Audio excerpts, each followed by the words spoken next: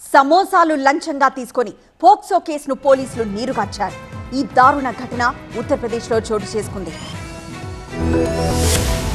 యూపీలో పోక్సో కేసును పోలీసులు నీరుగార్చారు. 2019 ఏప్రిల్లో ఎటా జిల్లాలో 14 ఏళ్ల బాలికపై అత్యాచారం జరిగింది. సమోసాల దుకాణం ఓనర్ వీరేష్ ఈ అఘాయిత్యానికి పాల్పడ్డాడు. బాలికను గోధుమ పొలాలకు తీసుకెళ్లి అత్యాచారం చేశాడు. సంఘటనపై బాలిక తండ్రి ఫిర్యాదు చేసినా పోలీసులు పట్టించుకోలేదు. వీరేష్ దగ్గర 6 సమోసాల్ని లంచంగా తీసుకున్న పోలీసులు మోసానికి ఒడిగట్టారు. ప్రత్యక్ష సాక్షులు బాధితురాలి వాంగ్మూలం తీసుకోకుండా తప్పుడు రిపోర్టును తయారు చేశారు. బాలిక అప్పుగా సమోసాలు అడిగిందని వీరేష్ నిరాకరించడంతో తప్పుడు కేసు పెట్టిందని పోలీసులు తమ రిపోర్టులో పేర్కొన్నారు. 2025 జూన్ 27న బాలిక తండ్రి ప్రొటెస్ట్ పిటిషన్ దాఖలు చేయడంతో దీనిపై కోర్టు విచారణ జరిపితే అసలు విషయం బయటపడింది. एक्यूज जो था वो समोसा की दुकान चलाता था, उसने उसके साथ रेप कमिट किया पीड़िता के साथ। जब विवेचक महोदय पहुंचे तो उन्होंने समोसा में ही उसे जो है एफआईआर कर दिया और जिसकी फोटो खींच करके न्यायालय दिखाई गई। जो आया है उसमें 6 समोसों की रिश्वत लेकर के दरोगा ने उसमें एफआईआर लगा दी। పోలీసుల ఫైనల్ రిపోర్ట్ ను స్పెషల్ పోక్సో కోర్టు తిరస్కరించింది. పోలీసుల ప్రభావం లేకుండా నేరుగా తామే విచారణ చేపట్టాలని కోర్టు నిర్ణయించింది.